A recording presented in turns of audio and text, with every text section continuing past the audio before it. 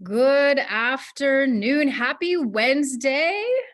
I was just before we started, I was celebrating the spring season, that a new season is here, new beginnings, a rebirth. Mother Earth is coming alive again. So stepping into a good season. So I hope wherever you are today that you're doing well. As you can see behind me, the sun is out. It is shining here in Amiskwaciwâskagen, Edmonton, Treaty 6 territory. So it's a really beautiful day here. I'm probably going to go for a walk after this session together. And I hope you, wherever you are, the sun is shining, whether it's, in real life or metaphorically, you find that sunshine in your day. Creator surrounds us always, every single day, with some goodness in our lives. So I hope you can find that where you walk. And I hope you are able to connect with that beautiful land, with beautiful Mother Earth. I think that that's a really beautiful source that has been given to us to access, to help us to walk in a good way. So get some of that vitamin D if it's in your world. So welcome. We're honored that you're here. I see Trista has joined us, a good friend of ours. Bonnie's here, Ken's here, and then friends who will join in along the way. So you're in for a really good webinar this afternoon. You've joined Innovate BC, March 22, 2023. I had the privilege and the honor of sitting through this webinar before, and I got to tell you, as I was reflecting upon it and reflecting up into this point, I remember leaving this webinar very, very inspired. So I hope you do as well. The conversation is franchising as a path to economic development. Our guest speaker is Steven Vanloffeld. Sorry, Steven, you can correct me if you need to. But franchising is often an overlooked option for business and economic development. New research shows that franchising could contribute to an additional $1 billion annually to Indigenous economies if participation rates increased. So with over 1,300 franchise systems in Canada, there is no shortage of opportunity for communities to start businesses that can address economic leakage and better enable them to capitalize on development in their territories. So franchising systems can address the training, education, and capacity challenges that many communities face. So this is really, really important. This is a really good topic. It's timely. So you're joining today for an eye-opening discussion on franchising in Indigenous communities. So Steven is the founder and CEO of eSupply Canada, the only Indigenous-owned franchise system here in Canada focused on Indigenous ownership. So a little bit about our guest speaker, aside from what I just read, which is amazing.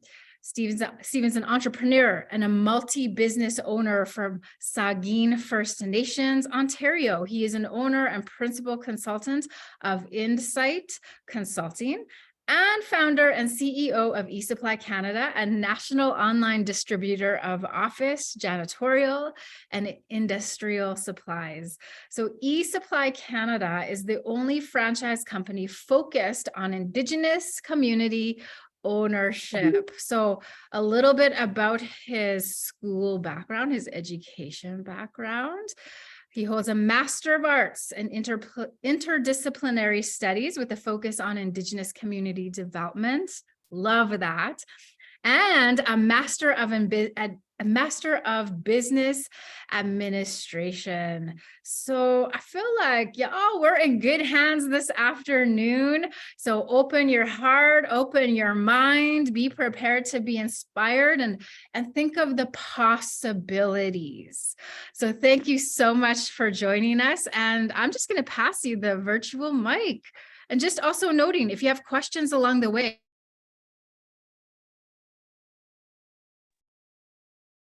Unfortunately, your mic was cut prematurely there, Michelle. I assume you're going to say, if you got questions, go ahead and ask them, put them in the chat, and I'll be happy to jump in. Like, you have my job. You got my job. Thank you. Yeah, thank you. I really appreciate the introduction again. Last time I said, hey, you brought the heat, and you didn't disappoint this time. So miigwech, and thanks for having me again. And thanks to all of you for inviting me to your West Coast discussion.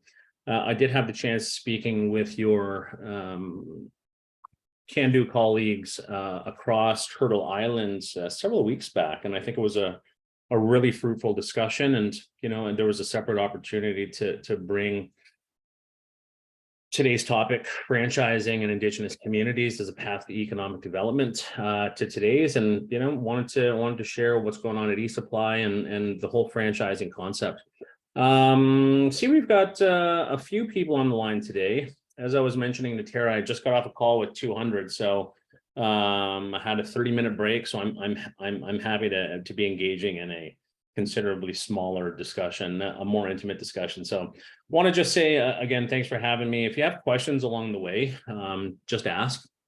A lot of the information that I'll be sharing, it might not be new, but the research that eSupply has undertaken, I think is, we did a scan to see what type of information was out there around franchising as a path to economic development, and we really couldn't find anything in Canada. Like, we had to go to Australia, and even then the literature was very little. So what we're presenting is new.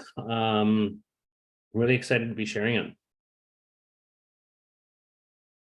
Just going to pull up the deck here. Quick question: how many of you have comprehensive community plans? Raise your hand, jump in, and say yes, whatever you prefer. Trista, Bonnie, Ken? Yes, excellent, Bonnie. No from Trista. Ken? Sorry, I've got problems. No. Okay. And Bonnie, as part of your CCP, do you have an economic development plan tied to that? Yep. Great. Anyone else? Community economic development plans?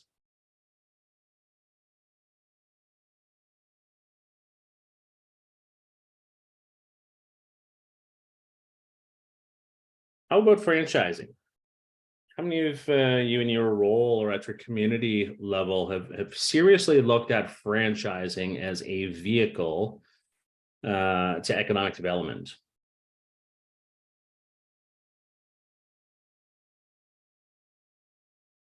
Recently? Oh, exciting. Hopefully you saw this topic a couple of weeks back and said, hey, there's an idea. I'm gonna look into that. Anyways, what I found is that oh, great, wonderful. It did the job. I'm going to talk a bit about my role when I sat on council in my community. One of my portfolios was economic development, and I had a 2-year term, and I said, how are we really going to drive growth within the community? How are we going to create jobs? What is the path of least resistance? And really what I found was that franchising was a path. And I'm going to get into that in a minute. First, let me introduce myself here. Got to be honest with you guys, this is relatively new. I haven't had a chance to update the slides. It's text heavy. All right. I don't typically present text heavy slides, but it is what it is.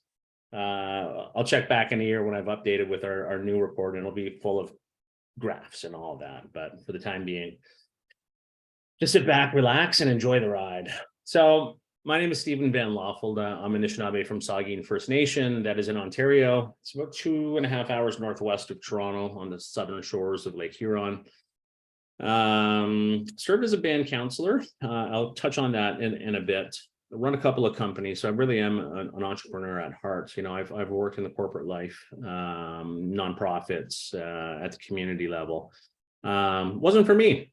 I didn't like being told what to do. And I just said, where am I going to get that freedom and flexibility? And really it was franchising. I've always had that entrepreneurial bent. right from day one, and it only started to reemerge, as I got a bit older. We're here today to specifically talk about eSupply Canada and my path to franchising this company. I've gone through a tech path, if you want to, even though we're not a tech company. I've participated in accelerators, which help fuel business growth. They provide, these regional innovation hubs provide a bunch of supports for businesses looking to start. Participating in numerous pitch competitions. Perhaps many of you know the powwow pitch. So the year I participated, came in 7th out of, just over 1,600. So pretty significant. Won a couple of awards along the way. All that's to say is a person, I say this just because there's a lot of folks out there selling snake oil. All right. And I'm not here to present, anything that is not accurate. Just briefly, you guys work in this space. I'm not going to get too much into this, but what is economic development? You guys live this day and out. Really, it's a plan that outlines a community or region's goals, strategies, and actions. How are you going to promote economic growth? What are those key sectors you're going to target? How are you going to get there? What is the potential for growth, both within the community, within the region? How are you going to capitalize on that? You're looking at a range of objectives. How are you going to attract new businesses? How are you going to promote entrepreneurship? How are you going to expand the workforce and development? Ultimately, that's what it's about. It's about expanding existing businesses and industries, and also, if possible, attracting new business and talent to the region. And we know that within our communities, a lot of times folks will leave the community for education or one reason or another, and they may not necessarily come back unless they can, unless there's job, there's housing. And so a lot of the challenges that our communities face, this needs to be part of ECDEV planning in order to attract those that may have left the community back to the community, bring that wealth of knowledge that they've gained outside the community back in order to help accelerate business and economic growth. So why is planning important? And this is what I did my master's in. I attended Royal Roads for the master's in interdisciplinary studies, focused on comprehensive community planning. Pardon me, because I really found that strategic planning at a community level is vitally important. And the CCP was actually developed, as I'm sure you all know, out in BC. It was piloted with a number of First Nations out there. In 2008, I believe the first iteration was. And a lot of communities had done phenomenal things, both in terms of transforming their community at a leadership, administrative, as well as economic level. And so I was really fascinated by what was going on out west and how can that be brought to my community specifically, but also, communities and nations across Canada. So that's why I took up planning. But planning is important because it fosters economic growth, right? You need to have a plan in place if you're going to get there. Increases employment opportunities, promotes that regional competitive. If you share the territory with a number of nations, what is it that makes you competitive? Shared values, shared economies, and how can you use that to create growth, jobs, to encourage investment? And ultimately, it's about enhancing quality of life. If you have, greater investments, competitiveness, increased opportunities, it just enhances the quality of life for your citizens within your communities and territories. So that leads into franchising. And Michelle, you mentioned this before. I really like this quote: franchising, in business for yourself, not by yourself. And again, I wouldn't say I stumbled across franchising, but this is, I think, a moniker that really resonated with me, because somebody has gone out and developed a franchise system. They've put in the time, they've gone through all of the effort, pulling together supply chains, knocking on doors, creating a brand. And so if you want to get into business, you don't necessarily need to jump through all those hoops. You still have to put in the effort to build a business. But guess what? If somebody else has done that and they've packaged it, and they provide the training and the support, then that is another option to being an entrepreneur. And what makes franchising, I think, a great path I own a franchise. I will, admit I am biased. What makes franchising, a great path is that it does have systems, procedures to follow, right? So, and it also has those supports. When you start a franchise, the whole business model switches from selling product or providing services to how do we support our franchisees? How can we put a great system, training, support around them to ensure that they're successful? Because our system and our brand is only as successful in as far as our franchisees are successful. And so I think that's what really makes it a great vehicle, particularly at a community level. And I'll touch on why. Franchising, ultimately, it's a model in which the franchisor grants the franchisee the right to use its trademarks, its business model, its awesome operating system to sell the products or services under the name. Somebody else has created a brand, eSupply Canada. I put a lot of time into developing that brand. Folks that are franchisees get to use the models, the systems in order to create their own businesses from the systems and the marks that I've built up over the past several years. In exchange, franchisees pay an initial fee, the startup fee, and then ongoing royalties to the franchisor. And that can vary depending on the system and the projected revenue and any number of reasons, but traditionally there are ongoing royalties. And there's also a number of other different supports that the franchisees provide. Training, site selection, particularly if you're starting a business that has rent or capital requirements. I mean, think Tim Hortons. A lot of communities, they look at a Tim Hortons. I find that they often look at the big, well-established brands.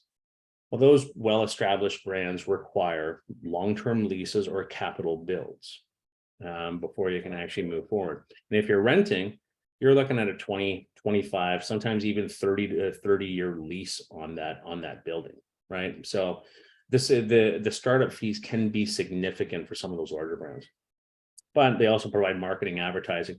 You don't have to go out and do your own local Facebook advertising. You don't have to advertise in this publication or on that station. They do that for you. That's why you pay an advertising royalty. And they also provide operational support. So if you need, there's a new policy comes out, a new procedure or new best practices, they want to ensure that you as a franchisee actually know that and can implement that. But ultimately, you're responsible for the day-to-day operations. You're following the system, but you're doing the hiring, you're doing the firing. You're adhering to the guidelines and standards. You're adhering to, either your community or your nation's laws and governing frameworks. So all of that is left at the local level, but the franchisor provides those supports. When we look at franchising in Canada, it's actually quite significant, right? There are over 1,400 different franchising systems in Canada. And when I say franchising system, think brands, right? Those are actually the brands that you see. They've created a system and procedures in order to follow. So when I say system, I actually mean brands. That's a heck of a lot of brands. And we're going to get into why that's important from an economic development perspective in a couple of minutes. But there are over 7,800 different franchise units. So people that have purchased units within those systems employ over 1.9 million Canadians within the sector. According to 2019 stats, over 100 billion in sales is generated through franchising. It contributes over $36 billion to Canada's GDP. I believe that's 5%. So it's significant. Those franchise systems support over 300,000 small and medium enterprises in, peripheral and upstream industries. And the number of franchise units grew 38% between 2010 and 2020. So we see that people are looking for systems. They want to be in business for themselves. And I think the whole COVID wave and now people are going back to work, that there'll actually be a greater increase in the number of people that say, you know what, I want the freedom and the flexibility. I want to be able to do this. But I don't necessarily want to, traverse this path all by myself. And so I think that we'll see an even greater increase in the number of people looking at franchising as a path over the coming years. So I'm just going to look at the questions over here. Yes, no, yes. Do you have examples of non-food franchises too? I'm a non-food franchise. Happy to tell you about that when we get there, Bonnie. And I've got a number of different ones I'm going to show here. When we look at franchising in Indigenous communities, as a member of the Canadian Franchise Association, which is the representative body that represents franchises in Canada, much like CanDo, there are only two Indigenous-owned franchise systems in Canada. And we represent 0.017%, which is pathetic, really. And we make up, I think, 6% of the Canadian population right now, less than, a fraction of a percent within franchise systems. There's myself, and then there's another Cooley Cafe, and it's actually based out of BC, and I think they've got a couple of units as well. They're a bakery. Number of franchise units that are owned either by Indigenous entrepreneurs or by band-owned businesses. Can't find any data. But anecdotally, what I do is that most are centered around large, well-established brands. The Petro-Canadas, the Tim Hortons, and it's largely around people that are on major transportation routes or are close to urban areas. Just because you need to have the foot traffic from those big brands before you even receive approval. Big brands like Tim Hortons and Petro-Canada, they're not gonna, it's an investment in them also in as much as it's an investment on the part of the entrepreneur, because they don't want to have a business fail, either go under. They also have to report that within their disclosure document. The startup investments and the infrastructure requirements for these large established brands can make franchising a challenge, even at a community level. How many communities are sitting around with an additional $1 to $2 million plus capital build in order to start up one of these, these big brands? But communities need not look just at the big brands, and I'll get into why in a minute. Again, it goes back to the fact that there are over 1,400 different systems. And what our research has shown is that if participation rates increased, so 5% of the population, 6% was on par with the current rate of participation. What we see is an additional $1.5 billion a year directed towards Indigenous economies. And as participation rates increase, that can actually grow to $4.5 billion in 5 years. So it's actually a substantial chunk of revenue that can be going back to Indigenous economies. And that's why I'm trying to shed a light on how this can be a path to economic development. I said before that, in my previous discussion, I'm not pushing it as the path, but as a path to supplement the great work that's already going on at the community level. Some of the benefits of franchising, as I mentioned, it's an established brand, it's an established business model that reduces the risk. You guys have access to a supply chain that you may not otherwise have access to or even know about. For instance, PPE. When I started my company, one of our business lines is industrial supplies. Well, when the pandemic hit, I had access to PPE because when we're not in a pandemic, I had access to gloves, masks, goggles, you name it. Why? Because all of those are traditionally used on industrial sites, right? So I had access to those supply chains. Wouldn't have had access otherwise. Extensive training and support, again, which can help you succeed. Marketing and advertising to help get your name out there, to help increase sales, brand recognition locally. And it's often easier to access financing since lenders look at the brand, know that the brand has approved you as a franchisee. So therefore, there's due diligence behind there, and therefore will likely have a greater chance at funding to help start up. So it's significant. But why is that important? Why is franchising? Why are, Steve, are you here talking about franchising? And I think we need to look at the market. Right, 634 First Nations, over 50,000 Indigenous businesses. According to last year's stats, our economy collectively is $49 billion, right? That is significant. That has grown, I think, so there was a CCAB stat with TD Economics maybe 7 years ago, which showed 30 billion. So we've grown an additional, our economies have grown an additional 19 billion since then, but that's expected to grow to over 100 billion by the year 2024. right? So significant economic output, largely from entrepreneurship over the next couple of years. Would you recommend a minimum amount of years to be working and developing a franchise, or is it more about the anticipation of market growth opportunity and projected ROI? Reason for the question to ensure one doesn't invest too close to retirement age, or a projection of moving one's personal living area or region. I'll get back to that after I just finish off this slide. I think that's a great question there, Bonnie. So continuing there, when we look at current or planned major natural resource projects, from the year 2021 to 2031, NRCan, Natural Resources Canada, has calculated $540 billion in development permits. Guess what? You can't extract a resource without being within Indigenous traditional territory. All that development is happening within our territories. So significant opportunity that way, particularly in the supply chain, contracting, procurement, and through impact benefit agreements with communities. When we also look at government procurement, government is by far, when you look at federal, provincial, and municipal procurement on goods and services, are by far the largest purchasers, $222 billion annually. Well, the federal government has made a 5% procurement commitment towards Indigenous businesses, up from their current spend of 0.32%. That will see an additional $1.1 billion directed towards Indigenous businesses. Question is, they're having a hard time hitting that.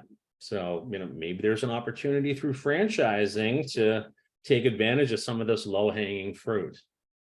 So, Bonnie, to your question over there, I would say you want to have a passion. You'd want to find something that is aligned with your skills, something that maybe you see doing long-term, or at least growing it and being able to bring on somebody else to run it. Depends kind of where you are. I would say that given that there's 1,400 different systems, you could be anywhere in the life course and find something that actually suits you, right? You could be fresh out of high school and maybe you want to take a couple of years off school and earn some cash cleaning apartments, cleaning homes. Guess what? Molly Maids is a franchise.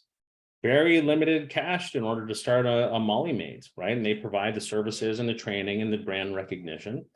Maybe you're more established. You have a little bit of capital. Maybe you want to start a Subway. I don't know, right? But given that there are over 1,400 different systems, and I'm going to come up to a slide in a minute, there's really, I think, something for everyone. It's really around, what are the opportunities in your area? What's your passion, and what business aligns with what it is that you want to do. So I appreciate those questions. Keep them coming.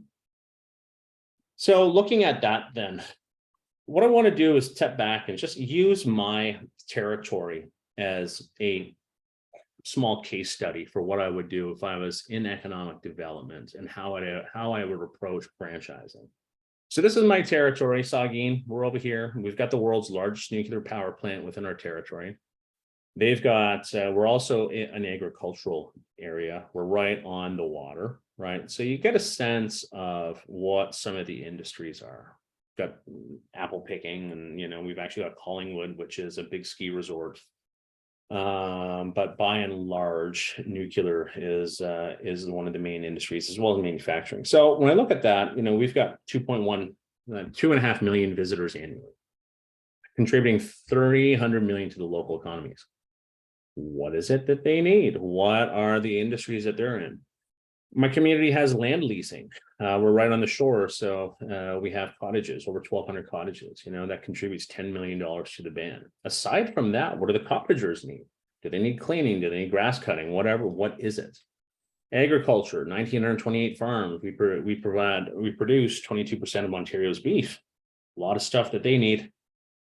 Nuclear, we provide 30% of Ontario's electricity. The world's largest nuclear power plant. We've got a $20 billion refurbishment of those nuclear reactors happening within our territory, and over 40 plus major industrial and nuclear suppliers within our territory. They consume a lot of goods and services, right? And they've also made commitments to our community. So what is it that they need? What are their supply chains? What are they consuming? What are they purchasing?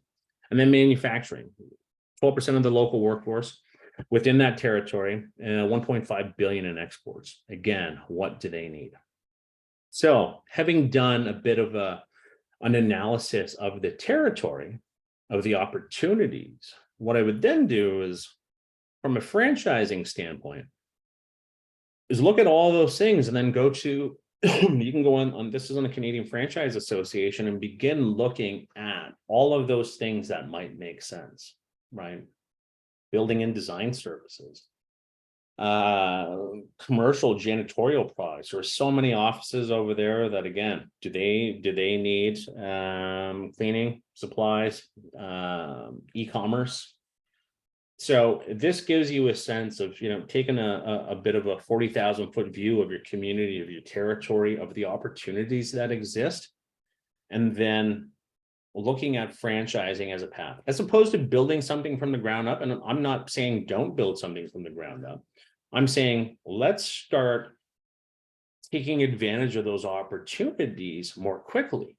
And a quicker path to that is through franchising, again, because of the systems, of the tools, of the supports and the supply chains that you already have access to.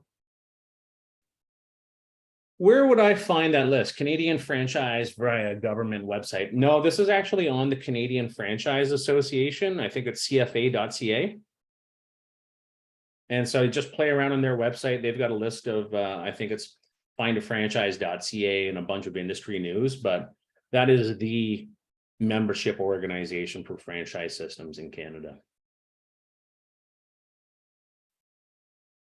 So, of course, there's downside, and I've got to be transparent about that. Limited autonomy. You've got to follow a system. You can't go outside the system, or you'll violate the agreement, right? What they don't want is a bunch of entrepreneurs thinking that they can take this business and then go and do what they want with it. Well, that's not how it works, and you can be fired as a franchisee if you do that. Sometimes there's high initial investment. Franchisees pay an initial fee and ongoing fees. It can be a significant burden depending on the type of fee. That's why research is important, and aligning with your values and the opportunity, because it's still an investment. Restrictions on suppliers. If you think you can get a better deal because you've got a good relationship with Joe from down the street who runs a supplies company, guess what? Can't do it. They've got requirements on that, because usually you got to go through the system and buy it through their supply chains because they've negotiated agreements with their suppliers. And limited territory, right? This is a territory defined by the franchise system. Coming from community, you might want to operate within the traditional territory. Well, guess what? That doesn't align with the territory that they've set up for their entire system, right? So these are some of the downsides, and there's others as well. But evaluating the franchise, look at the financials. What type of support do they provide to you? Speak with franchisees, look at the brand strength, check out how they rank within Google searches, other searches. Are there any territory restrictions? What type of restrictions are they placing on you? And then bottom line, always check the franchise agreement, because everything must be disclosed in the franchise agreement. Now, you won't get that agreement until you're about to sign, but if you're serious about a franchise, there's a whole discovery phase where you get to learn one another, right? They're testing you out. You're having chats with them and seeing if there's a good fit, because it really is a long-term partnership. So you want to do that due diligence. But that franchise agreement is still handed to your lawyer, they'll hand it to you, and that's where everything, because you have to be 100% transparent legally around your franchise system. So look at that, look that over. So let's move into my journey with franchising. As I mentioned, I sat on council. And so what I saw is that within my community, within many Indigenous communities, we have few businesses. Like Saugeen had a gas station. Our budget was 32 million. Our expenditures were 27 million. We have one gas station. So where did that revenue go? Went out to the surrounding towns and retailers, the non-Indigenous towns and retailers, right? Economic leakage. I know many communities are looking at ways to, how do we stop the outward flow of capital from leaving our communities? How do we capture that and reinvest back in our people and our citizens, right? And that's also what I was grappling. We had a gas station, but we also had that $20 billion investment, or that $20 billion refurbishment. Because we didn't have any businesses, how are we going to participate in that economy? Right? We weren't able to. And again, the federal governments had made commitments to procurement, but really struggling. Guess what? As an Indigenous business owner, I want to help you meet your commitment.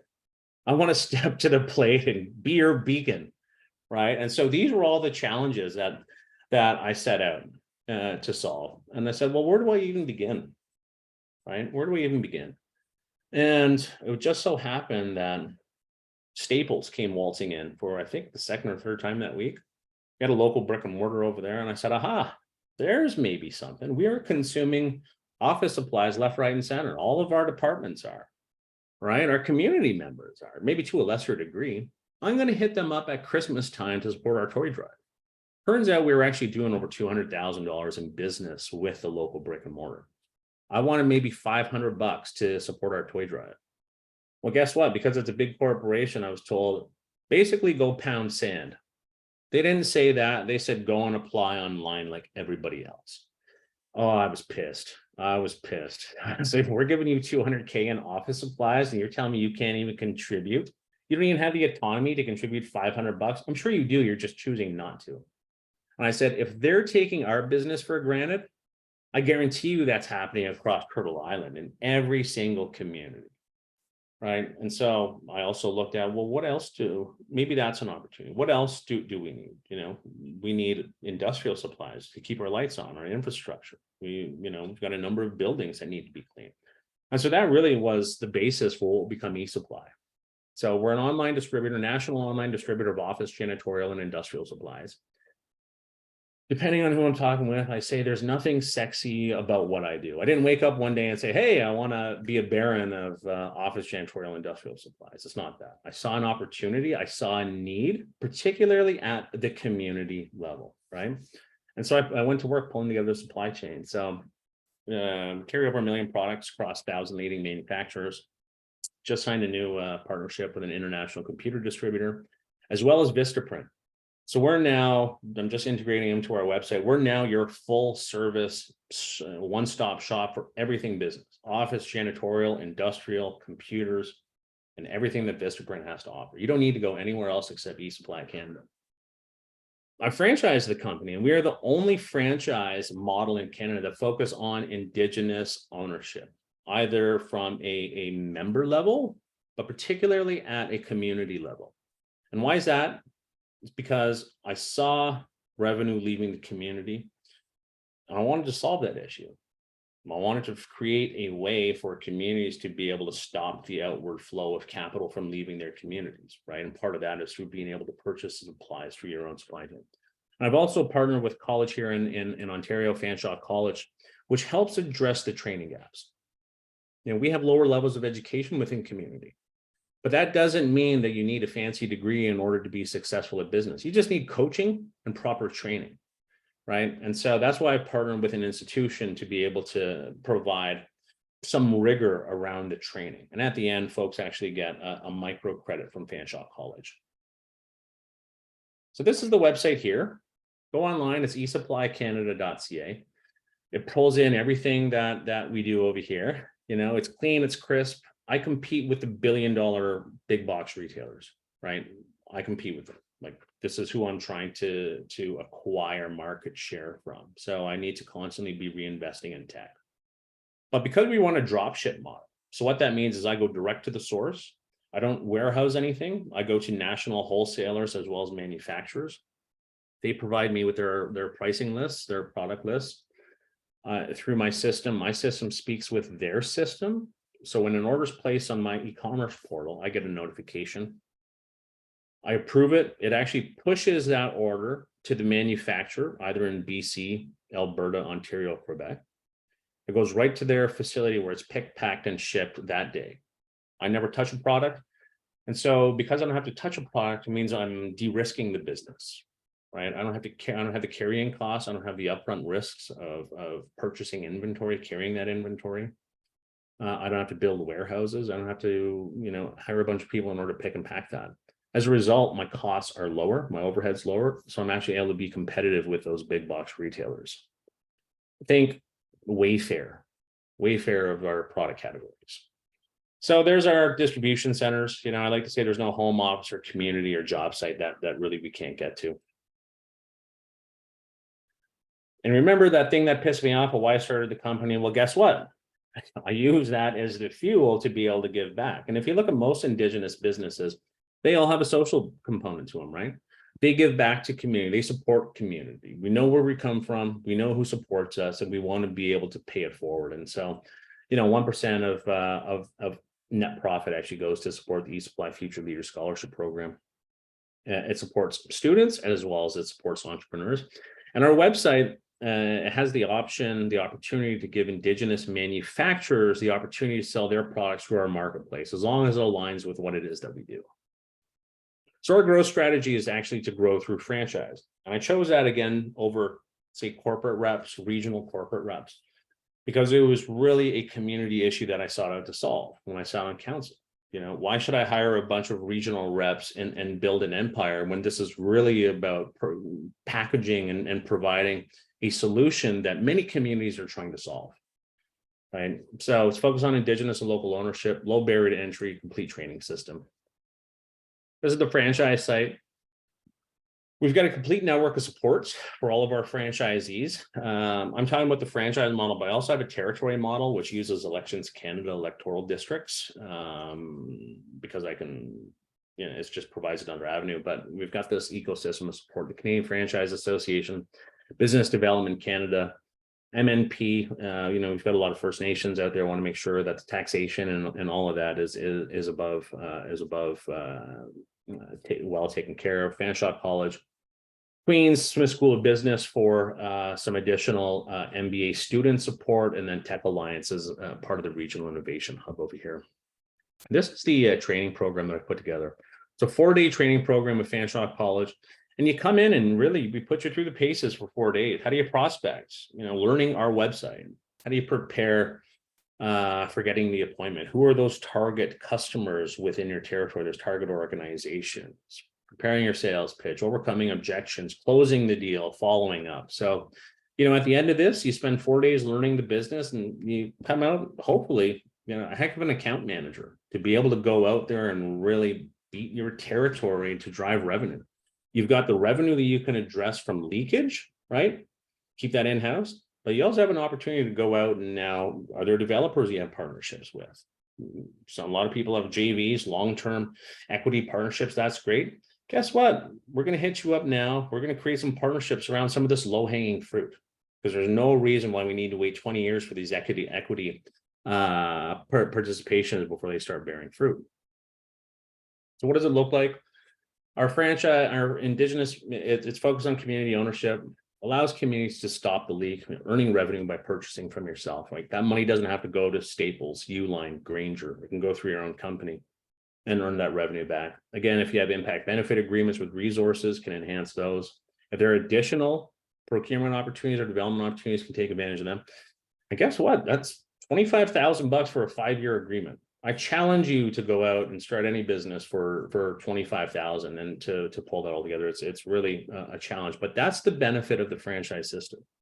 You know, I've spent the past 3+ years pulling everything together, and now it's all packaged and ready to be brought forward. So what does franchise see? You see a gross margin of 15%. We subtract the fees, as I mentioned. So the franchisee and or community net 10% at the end of the day. And let's just show what that looks like. Again, using my community as a case study. As I mentioned, revenue 32 million, expenditures 27 million. But this right here is the line that I like showing. We spend $4.1 million on materials and supplies. That's everything that we need to keep the community operating. Now, if we go back up over here, we net 10%. So for the cool investment of $25,000, the community is now able to, you know, see upwards of $400,000 back into the community. That's just on the leakage side. If you've got opportunities with developers, you can go out there and say, you know, we want to enter into supply-based partnerships. We've got the supply chain of over 1 million products. Let's have a discussion on how we can support you. And then going out into the territory and driving other revenue opportunities. Here's another community, our sister community. So it goes to show that, my little community of 800 people isn't an outlier.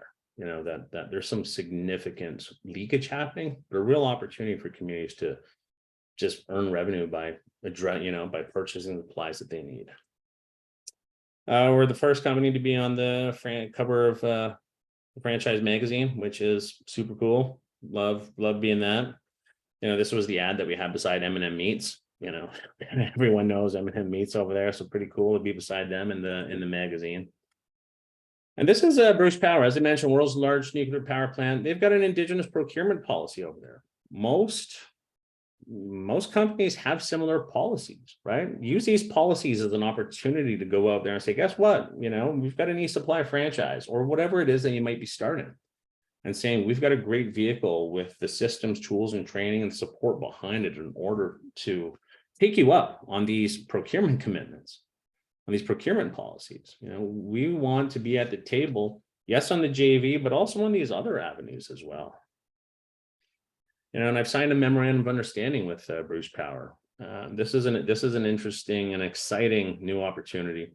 They want to support me as the local entrepreneur, but they also want to support the communities, right? Because the communities are the ones that give consent over the projects, but they also want to be able to have an impact at a bigger level, right? And the bigger level is through the community and through the nation. So they've committed to purchasing a franchise both from my community and for our sister community. That's a great opportunity. If you want, hey, you know what? We want to participate within procurement. Is there an opportunity for you guys to pick up the cost of a franchise? And entering into those types of discussions. And so we've done that as well. So, I've provided a lot of information over here. So just to wrap up and open up the floor to any questions. Franchising can play an important role in local economic development. Like I said, need it and probably shouldn't be the only way, right? It needs to be part of a comprehensive plan. But seriously, look at it. Like I said, not everything needs to be a multi-million-dollar Tim Hortons or a Subway, right? There's just 1,400 different things. I mean, the possibilities are nearly endless. Tool system trainings and supply chains can help increase your chance for success. You don't need to pull those together. But weigh the pros and cons on each system. Look at your market. Look at where the trends are going, and look for the right opportunity that aligns with your values as well. From a leadership perspective, franchising provides an opportunity to enhance IBAs on those lower hanging fruits, but ultimately take the time to do the planning, understand the sector and the business, and match the franchise system to the market, to your values.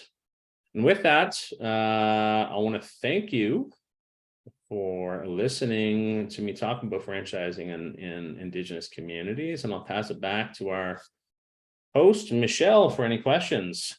Miigwech, everyone.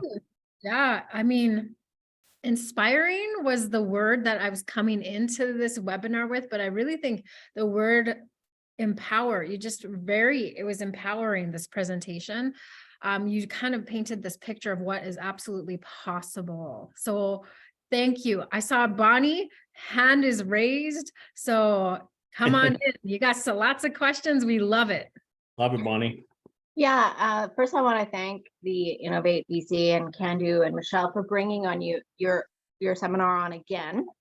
We're at different stages in our life and hearing it differently, so I feel a little more engaged this time. So I'm happy to have had the repeat. In projection of taking the opportunity to start a franchise, you've given me many things to think about, and it also makes me think about a new franchise that's come into our community. And I wasn't on the council, even though I've been asked to be on the council. I did not have the chance to ask, what would this new franchise in the community bring to the table to support our locals? Like you said, they already have their raw material, the procurement. It's not going to come from this community. So how is the community going to gain besides having food for their ability to work and support the community in their way? So I'm curious to know, that could be my benefit. If I bring something to the table, that's a selling point. I will definitely bring, what can the community gain out of it, not just by having a service? How is it that they're going to be sponsored, fundraised, advocating some sort of non-for-profit? But I didn't get a chance to question the company that's now here Other times I have, there's been fish farms wanting to come up, they want to dominate. Well, what are you going to do for the community? And so now that I would be backtracking, is that still an appropriate question for the council? Because I didn't get a chance to ask before they arrive and before that could be checked. And second of all, would you not say that as in a business sense, that's also a good understanding for me to make sure I bring that to the table so that it can be voted in and allowed in the community? Yeah, I think, that's a good question. It's also a bit of a challenging question. I mean, the thing with the franchise system is that people are usually the one going out and inviting the franchise system in, right? They're going out, they're doing due diligence. This is where my passion is. This is where I see the opportunity is. And you're entering willingly into negotiation or to further explore the relationship with them. Because ultimately, a lot of the power still resides in the franchisor, right? They control the band, or the brand, they control the franchise agreement. So there's a delicate walk. You do give up some of your autonomy, as I mentioned, to be part of a franchise system. And that's why it's important to look at the brand, look at the values, right? If they're not willing, if what you want to do is they've got a give back component like eSupply does, right? To the eSupply Future Leader Scholarship. If they're unwilling to say, you know what, you've got to contribute 1 or 2, whatever percent of your gross revenue to our cause, which goes to some other, mainstream issue, and they're not willing to bend on that, that's an issue. If they say, you know what, we value Indigenous peoples and we think there's a real partnership here, and guess what, we don't need to, we're willing to work with you around how can you better direct that towards community or territory issues. We want to be able to support you with that. I think that opens up a discussion, but that's why it's really important that you look at who aligns with your community and your nation's values in order to invite those in that are going to be partners in your success, because they really could be long-term partnerships or they could fail pretty fast, right? That's the thing with franchise. You need to be willing to follow the system, right? It's been proven. They do as much due diligence on the territory, or at least they should, to ensure your success. Because again, the franchise brand success now is hinged upon your success. If you're in crappy territory, why would they do that? If you're just setting up for failure, that's not a good business practice. And they typically don't, unless you're, a relatively new franchisor. But, I think there are greater questions and more due diligence. But the benefit of going through the franchise system is that there's a whole legal agreement. You get to speak with other franchisees around, has this been a great partnership? Have they been there to support you? Do they align with your values, right? Franchisors, good franchisors want you to have those discussions, right? So there's a lot of opportunity to do that homework and vet them before you invite them in. Okay, thanks a lot. I'll leave someone else to ask a question. Thanks, Bonnie. And also thanks for the really good response and wisdom, Steven. All right, Ken, Trista, opportunity for you to ask a question if you have one, but there's no pressure. I also liked what you said in your presentation, and, I remember hearing it the time before, but it's not the path, but it is a possible really good path, a really good opportunity for economic development in our nation. So I really, that's a takeaway I'm holding here. It doesn't appear that there are any more questions. Bonnie, one last question. Yeah. Okay, well, thank you. So I also took this presentation, if I am correct, correct me if it's wrong, but Steven, you had given the opportunity for, I'm understanding that if someone wants to start and work with you on your eSupply franchise, is that correct? Heck yeah. I mean, if you guys want to, if you use the eSupply brand to address economic leakage and get on out there, absolutely. Right. So I forgot which area you're from, and you did say research. So in providing the seminar to us, we may not just be ready ourselves, but we know people. And so is it possible, or is it of interest to you to offer some of the research you've done already in areas that you're targeting, that you want your business to grow? Because we're walking community referrals by coming together. And the reason why I ask that is if I'm potentially moving and deciding which region, want to start business, you know, and people are doing that nowadays. They'll go where they want to start and make their business plans. Yeah. Do you have the research? Well, I'm from BC. Where in BC you are ready to get someone on board and get them going so that there's a success? Yeah, so what I've done is I've talked about the First Nation community ownership model, which is at the community level, stopping economic leakage. But I also have our territory model.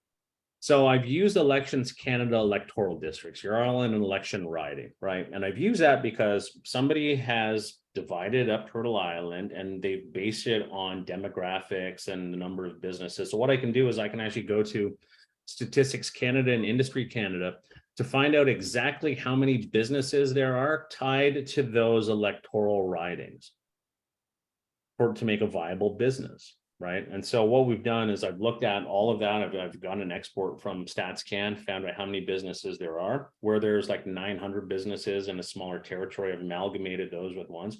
So everything that's ready right now is basically ready to go to market. And I've got a franchise manager out there that's actively selling. And that's just not open to, you know, First Nations, Métis, Inuit peoples. That's open to all Canadians that are sick and tired of going to the office, see value in being able to cross-sell and upsell the business supplies that we offer, want to be in home time for their kids, and like the value of, you know, recurring revenue. Because the stuff that we sell, you know, it's not that snake oil. These are the things that keep business and industry going. Office, janitorial, industrial, marketing supplies, and it all makes sense. So if you know somebody, and happy to sit down and chat with about where do they want to start, and let's make a go of it. Yeah, good to know. Thank you. Yeah, you bet. All right, well, that concludes our webinar today. Thank you all for joining. And again, Steven, thank you so much for lending us your very valuable time, great knowledge, great wisdom, great inspiration and empowerment. So thank you, thank you. Have a good rest of the day, everybody, and be well. Bye, miigwech, everyone. Thank you.